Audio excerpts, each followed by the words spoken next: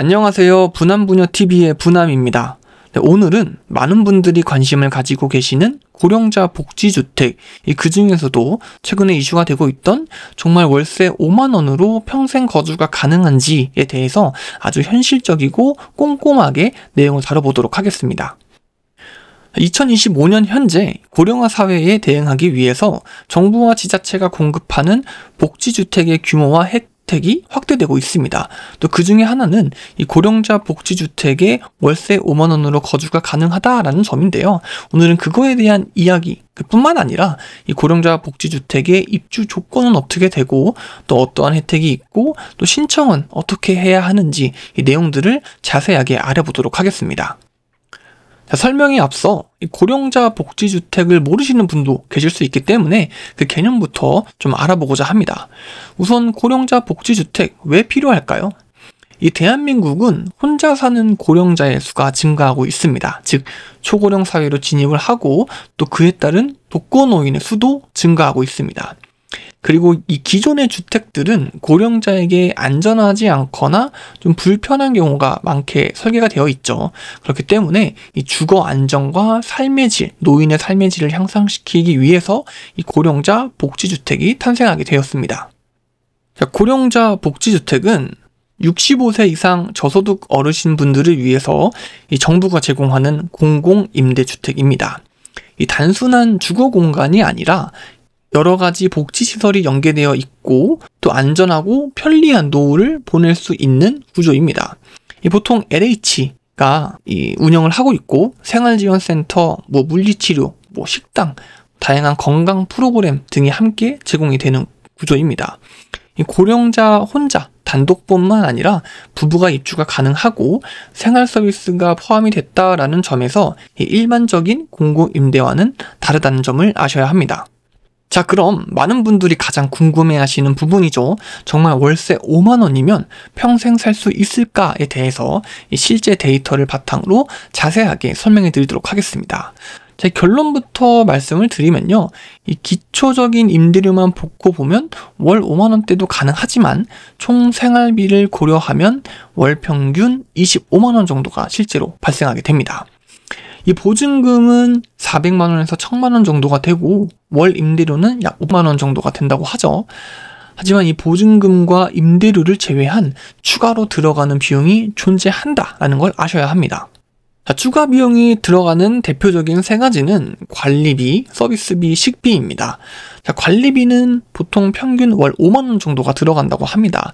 공용 전기, 수도, 승강기 유지비와 같은 것들이 포함이 되고 계절에 따라서는 냉난방비가 추가로 부과가 됩니다. 그 다음은 서비스비입니다. 이 건강에 관련된 서비스, 건강 진단, 치매 예방 프로그램 등의 참여 비용이 포함이 되고 월 3만원 정도의 수준으로 부과가 된다고 합니다. 마지막은 식비인데요. 이 식비는 공동식당을 이용하실 경우에 하루에 1식, 2식 이렇게 정하시는 부분이 있는데 하루에 1식을 기준으로 한다라고 하면 월에 약 10만원 정도가 부과가 된다고 합니다. 즉 월 임대료 플러스 알파, 즉 이제 관리비와 식비, 서비스비 그 외에 기타적인 비용이 들어간다라고 하면 월 5만원보다는 더 높은 약 월 25만원 정도의 금액이 부과가 된다라는 점을 인지하셔야 합니다. 즉 월세 5만원이라는 문구는 사실 정말 기초적인 임대료만을 의미하는 거고 여러분들의 실제 생활을 위해서 들어가는 비용들은 다르다, 추가적인 비용이 들어간다라는 것을 반드시 기억해 주셔야 합니다. 그렇기 때문에 입주 전에는 해당 주택의 식사 제공 여부, 관리비의 수준, 또 이 서비스에 대한 포함 여부를 꼼꼼히 확인하시는 것을 추천드립니다. 자, 고령자 복지주택에 들어가는 현실적인 생활비에 대해서 먼저 이야기를 해봤습니다.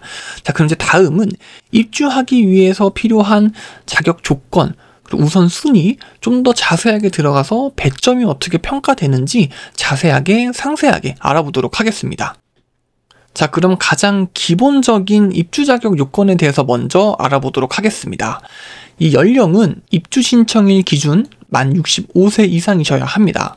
또 소득은 도시 근로자의 기준으로 월 평균 소득 50% 이하, 즉 좀 쉽게 숫자로 설명을 드리면 2025년 기준 월 180만 원 이하의 소득을 가지고 있으셔야 하고요. 또 자산은 총 자산은 2억 9천만 원 이하, 또 주거의 소유 유무는 부부 모두 무주택자이셔야 하고요. 또 가장 중요한 입주 자격 요건이죠. 이 건강 상태입니다.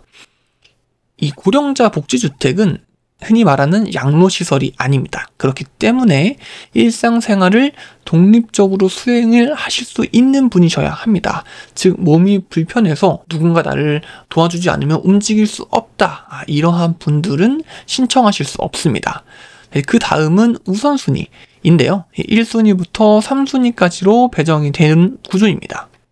자, 앞서 설명드린 우선순위 기준 조금 자세하게 들여다보면요.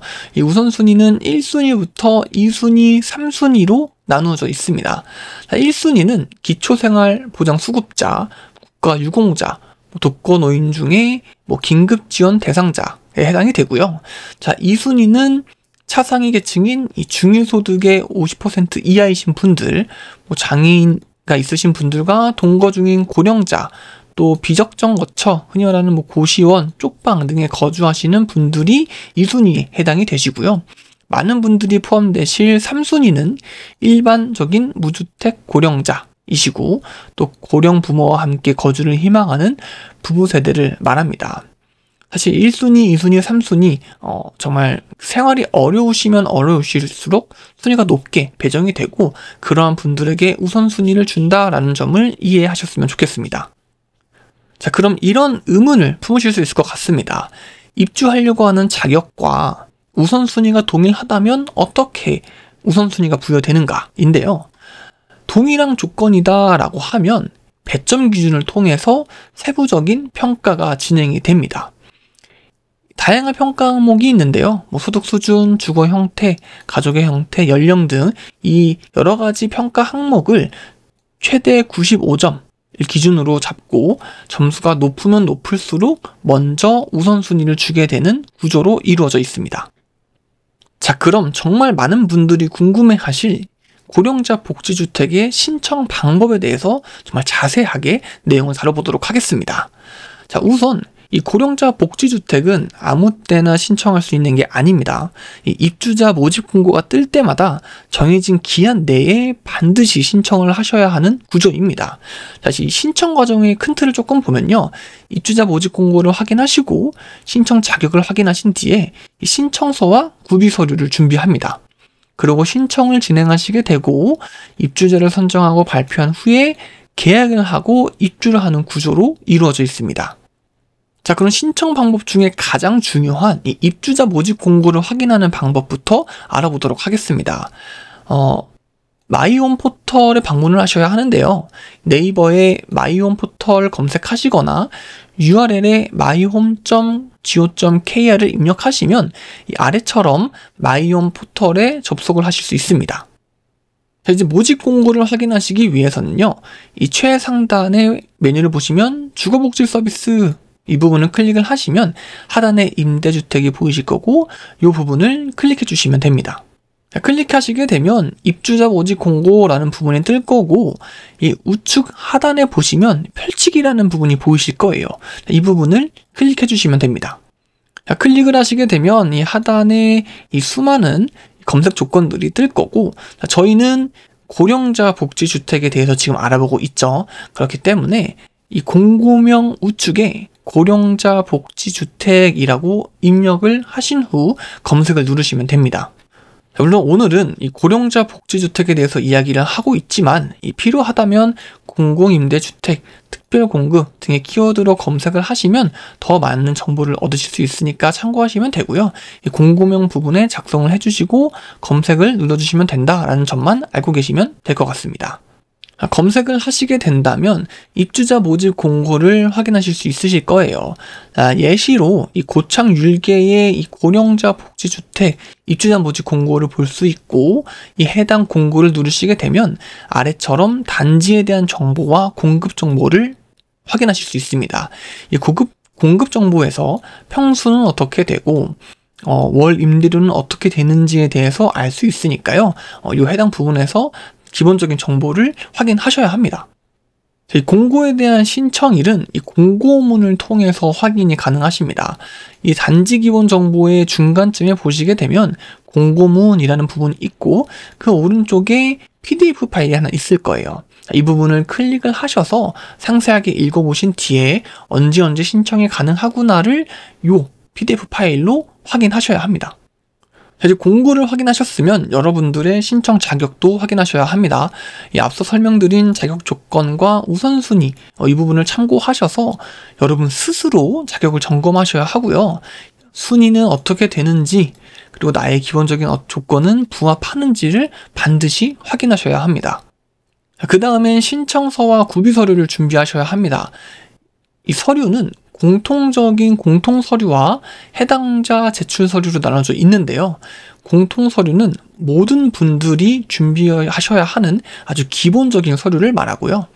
해당자 제출 서류는 어떤 특정한 상황, 특정한 부분에 해당하신 분들이에게만 좀 요하는 서류니까요. 참조만 하셨으면 좋겠습니다. 자, 이제 공고도 확인하고 여러분들의 자격도 확인하고 서류도 확인했다라고 하시면 그 다음은 정말 신청을 하시는 방법을 아셔야 합니다. 신청 방법은 온라인과 오프라인 이 두 가지 방법으로 신청이 가능하십니다. 온라인으로 신청하는 방법을 먼저 보면요. 여러분들이 누르셨던 이 모집 공고에서 공고를 클릭하신 뒤에 이 서류 등록 및 신청 버튼을 누르셔서 신청을 해주시면 되고 나는 온라인보다 오프라인이 더 편하시다라고 하시면 여러분들이 사시는 주소지의 주민센터 아니면 LH의 지역본부에 직접 방문을 하셔서 접수가 가능하고 또 고령자 특별접수 창구를 운영하는 지역도 있다고 하니까요.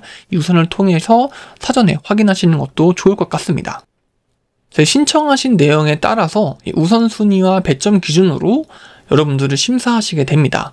보통 접수가 끝난 후에 약 3주에서 4주 내에 당첨자가 발표가 되고요.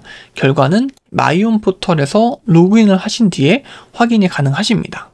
자, 선정이 되시는 선정자에게는 개별 통보가 가고 또 그에 따른 계약이 이루어집니다. 자, 계약을 하실 때 준비물은 이 신분증, 인감도장, 가장 중요한 그 해당 공고에 해당하는 보증금을 반드시 준비하시고 납부하셔야 합니다. 또 입주 전에 이 건강검진을 요구하는 경우도 있으니까 참고하시면 좋을 것 같습니다. 자, 공고를 확인하시는 방법부터 계약하시는 방법까지 이 일련의 과정들을 정말 상세하게 설명을 해드렸습니다. 근데 이제 마지막으로 여러분들이 꼭 알고 있어야 하시는 신청 팁 3개를 좀 공유해드리고자 합니다. 자, 첫 번째는 이 지역별 알림 설정을 꼭 하셔야 한다라는 겁니다. 여러분들이 관심이 있으신, 여러분들이 거주하시고 싶어 하시는 지역에 대한 알림 설정을 꼭 해주셔야 하고, 로그인을 통해서 설정이 가능하시니까요. 참고하시면 좋을 것 같습니다. 자, 두 번째는 여러분들이 제출하시는 서류는 접수일 기준으로 3개월 이내 발급분만 인정되는 걸 아셔야 합니다. 여러분들 3개월 이후에 발급된 거는 사실 효력이 없기 때문에 귀찮으시더라도 3개월 이내의 서류로 최신화시키는 걸 강조드립니다. 자, 마지막은 해당 지역 내 여러분들이 몇 순위에 해당하시는지 정확하게 판단을 하셔야 한다라는 겁니다. 꼭 사전에 여러분들의 기본적인 자격과 순위에 대해서 꼭 미리 인지하시고 그걸 기반으로 공고에 신청하시기를 꼭 권고드립니다. 자, 오늘은 이 고령자 복지주택, 정말 월세 5만 원이면 평생 살 수 있을까라는 주제를 시작으로 현실적인 정보와 또 내용을 공유해드리는 시간을 가져봤습니다. 자, 오늘 내용을 조금 정리를 해보면요. 자, 매월 5만 원으로 고령자 복지주택 거주가 가능한가? 월세는 정말 5만 원 수준이 맞지만 여러분들의 식비, 관리비, 서비스비 이 모든 것들을 포함한다라고 하면 적어도 월 25만 원 정도의 금액이 소요가 되니까 이걸 꼭 아셔야 한다라고 말씀을 드렸고요. 입주 가능한 조건과 그 대상은 어떻게 되는가 이 부분도 여러분들의 기본적인 자격 조건 또 우선순위 또 조건과 순위가 같으면 어떻게 배점이 이루어지는지에 대해서도 이야기를 나눠봤습니다. 또 마지막은 상세한 신청 방법과 또 팁에 대해서 이야기를 해봤는데요. 여러분들이 공고를 확인하시는 방법부터 계약을 하시는 그 일련의 과정들 이야기를 해봤고 여러분이 꼭 아셔야 하는 별도의 팁 3가지에 대해서도 공유를 해드리는 시간을 가져봤습니다. 자, 오늘 이 영상이 도움이 되셨다면 좋아요와 구독, 알림 설정 꼭 부탁드리고요. 다음 영상에서는 더 좋은 주제로, 더 의미 있는 주제로 찾아뵙도록 하겠습니다. 감사합니다.